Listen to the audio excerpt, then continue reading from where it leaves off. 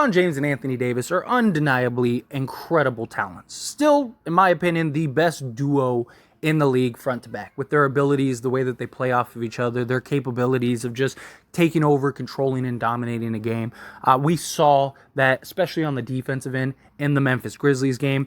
But one of the great things about this Lakers roster is they have a real team, right? It's not just the LeBron James and Anthony Davis show. It's a collection of guys that have, in a very short period of time, really kind of turned it around and done in, 2 months, 3 months, what teams had an entire offseason, training camp, preseason, regular season to do. And it's nice to not have to be so reliant on a 38-year-old year 20 LeBron James and an Anthony Davis who, played heavy minutes and played a workload, and it has to be the anchor on the defensive end. And I mean, they still gave us 20 plus, and they likely will. They'll score 20 a game every game. But the fact that we can win without these two having to combine for 80 and beat the best home team in the league and establish the tone for the rest of the series is massive. It's seriously. These two, we know, are more than capable of just taking over a game and winning a game. And there will be stretches throughout this run in which they will.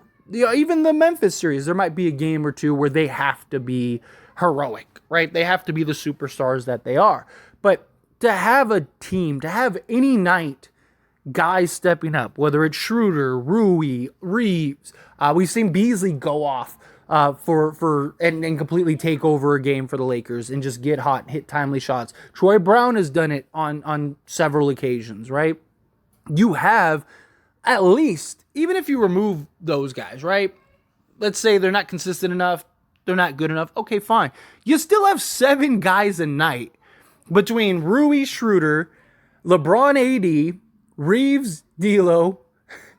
Yeah, you have those guys, and then again, you have somebody else step up, somebody else play big. We've seen Vanderbilt score 15 points in a game, right? You have those guys on any given night collectively take over. And that's the thing. We've seen D'Angelo Russell didn't have it one night, so he sits. Schroeder has it. He takes over. We win the game, right? Schroeder wasn't bad, but D'Lo was on. We saw that in the Grizzlies game. He was on. So was Rui. Darvin Ham stuck to those two. We get it done. We win the game. It's nice to not have to, okay, we need Anthony Davis to give us 40. We need LeBron to give us 30. And you got to credit the stars too, right? You really do. It's like there are a lot of stars that they have to get their 25 shots. They have to score 30. They don't care who has the hot hand. They don't care what. I have to take my shots. This is my team. I'm the guy. Give me the ball, right? But you've seen Anthony Davis and LeBron James take a back seat. Saw it in the Grizzlies game. You got to credit those two. They deserve as much credit as anybody because they are the stars. It is their team. And if they wanted to down the stretch, you could say, hey, give me the ball, and you get the ball because you're the two stars. It's your team. But their willingness to take a step back and allow Schroeder to take over, to allow Rui to hit big shots and actually go find him and seek him, right? Rather than hey, let me go get mine. D'Lo, Reeves, to allow Reeves to close down the stretch. That's massive, right? I mean, Austin was incredible in that Grizzlies game. Scored 9 straight points, completely took over. That happened because your superstars were unselfish and allowed it to happen. You also need to credit the coach. Darvin Ham, believing in his guy, running plays, putting the ball in his hands, allowing him to be in a position to have that success, and not saying, no, Reeves, it's your second year in the league. You're not LeBron. Give the ball to LeBron James. What are you doing? That's not what happened. Darvin Ham, go get it. Go rattle off 20 straight. Get it. You got to credit the coach. You got to credit the superstars. And of course, Reeves and Rui and these guys in the Schroeder game where he took over in the Minnesota series, all that stuff. You got to credit the players, and the players deserve the most credit, obviously, because they're the ones that actually went out and did it. But to have a coach, to have stars that are unselfish enough to say, "Hey, go eat. You got the hot hand. Eat, feed it." I mean, and to LeBron's credit, that's always been LeBron's game, right? He always finds the open man. But the reason they deserve credit is because who gets the blame if that goes bad? Darvin Ham, LeBron James, and Anthony Davis. Especially Darvin Ham and LeBron James. If down the stretch, Austin Reeves takes 5 straight shots and the Lakers lose that game, what do you think the conversation's going to be? What do you think the news headlines are going to be? What do you think everything's going to be? It's all going to be LeBron James failed to show up. Darvin Ham is a terrible coach. Fire Ham, yada, yada, yada. Get rid of Ham, all that stuff.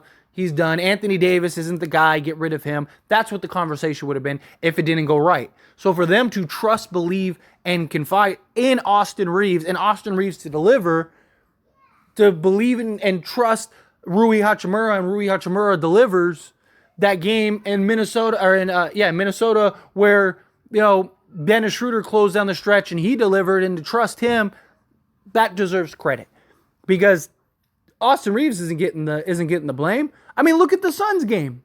You have Devin Booker and Kevin Durant on your team, and they didn't touch the ball down the stretch. And your 2 closers were DeAndre Ayton and Chris Paul, who just took mid-range jump shots and missed all of them, and you lost the game. And that was terrible. It didn't work out. Why did you do that? You have Kevin Durant and you have Devin Booker, right? You could have said the same thing about the Lakers. Why is Austin Reeves taking the shots down the stretch? Why is Rui taking the shots down the stretch when you have LeBron James and you have Anthony Davis? Give the ball to your stars. Let them go finish it.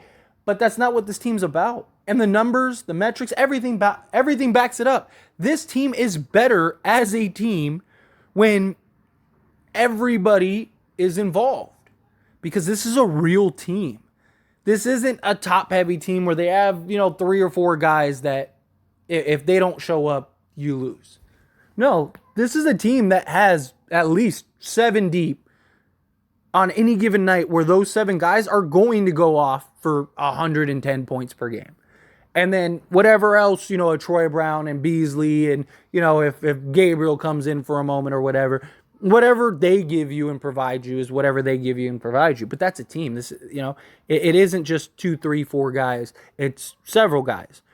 And on any given night, those guys can beat you. And you have stars that know, I can, if I need to go get 30, I'll go get 30. But why? When I have him over here who he's going off for 30, let him get his 30. I'll get my points here and there. That's what LeBron did. LeBron still got his 20. LeBron can get 20 points a game just being on the court. He checks into the game and he gets 20, right? So why wouldn't you want to build the confidence of your team? When LeBron plays, instead of the ball dominant LeBron James that we know he can be, when he plays within the offense, this team is one of the best teams in the league by far. And it's because everybody's eating. I mean, even in the Grizzlies game, you had 5 guys who had 20 points. Technically 4. D'Lo had 19, just missed it by a hair. But for this conversation, we'll round it up a little bit. You had 5 guys that basically, put it like, you got 5 guys that gave you 19 plus. Every time you look at a box score and you see a Lakers win, usually that's the connection. Almost every game you look at like Lakers win and it's like, oh, well, you had 5, 6 guys that were in double digits and had 15 plus. Because the Lakers are really good and very hard to beat when everybody is going and everyone is clicking. And they've done a fantastic job of just being a team, being together, doing what is necessary. And it's translating. And it's translating great. And it's a great thing to see. And I'm excited for this team going forward. I mean, seriously, this is a real team. Yeah, you know your core, you know your pieces, you know your playoff rotation. They went 9 deep, which is fine. You want fresh legs. Troy Brown and Malik Beasley, they only played 25 minutes collectively together, that's fine. And there will be a game probably where Malik Beasley knocks down 8 threes. And there will be a game where Troy Brown knocks down probably 4 or 5 threes. It'll happen. We've seen it happen in the stretch that the Lakers have been together. And they played, 25 games together? Something like that. So this is a real team, and it's exciting. But anyway, as always, this is a discussion, so I pass the question on to you. Let me know your thoughts and opinions down in the comments below. What do you think? Are you excited for this team? Are you not? Do you believe that, this is a real team? Do you not? However you feel, love to hear it. Let me know.